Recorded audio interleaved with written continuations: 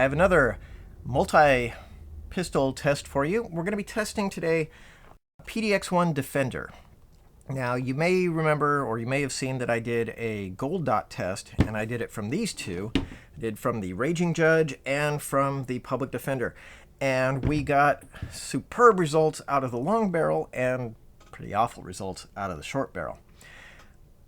So I could recommend heavily somebody use gold dots in this pistol, but if you want a solid bullet and you're not using Lehigh maximum expansion, which you should look at because it's a great performer. But if you're not using that, what are you going to use for a solid 45 Colt bullet in the Public Defender? Well, let's try PDX1 and see how that does.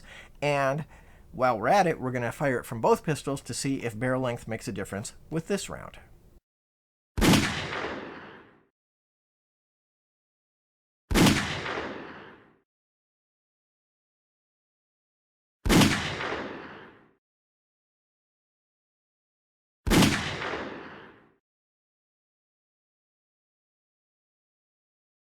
When we examine the gel blocks, it's a case of frustration because we had so much bounce back. When you watch slow motion footage, you'll see the bullets penetrated deeply and then turned around and bounced backwards.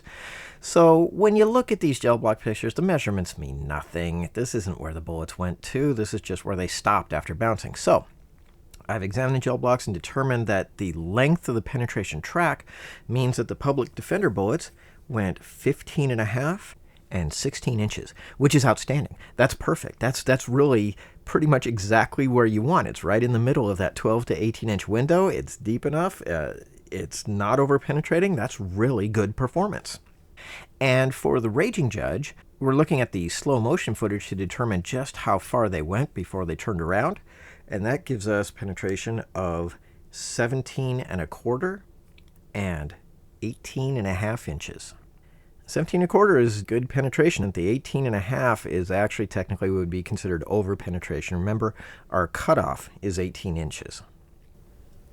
Well, these PDX ones, they really illustrate the point, don't they? The ones from the Public Defender are ideal. Winchester would probably pay somebody to come in and give them a copy of the bullet that looked this good so they could use it in their product photos.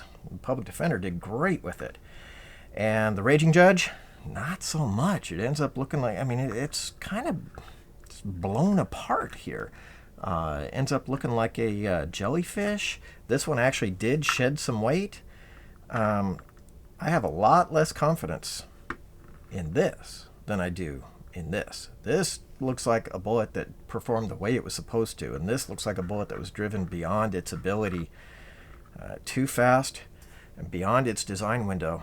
So that's a simple recommendation. If you're using PDX1, you better be using it in the shorter barrel. That 6.5 inch barrel was just too much for these. Okay, that was interesting. We got superb results from the Public Defender, but from the Raging Judge, not ideal. In fact, I think you'd be a lot better off just to use the gold dots instead of the PDX1 from the Raging Judge. So I guess we have our answer. If you're going to use PDX1, use it in the shorter barrel. If you're going to use gold dots, use those in the longer barrel. I hope you have liked this, or at least found this interesting to see how the different length of barrel how significantly it can affect ammunition performance. And if you like what you see, hit the like button and hit subscribe, and you'll be notified when my next test is posted.